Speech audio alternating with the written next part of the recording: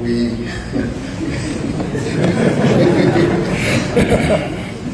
we have received notice from the United States, a notice which we are still in discussions with them over, about a change of mind about participating in one shape, form or other in the summit. So the discussions are still ongoing. This comes really at the late hour before the summit begins.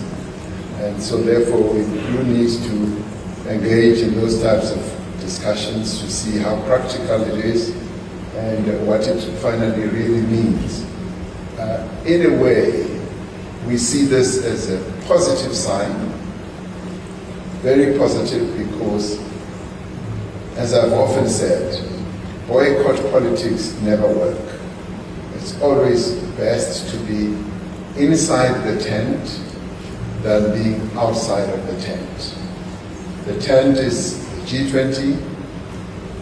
All countries are here, and the United States, being the biggest economy in the world, needs to be here. So it's pleasing to hear that there is a change of approach, and so we are still discussing how that will manifest.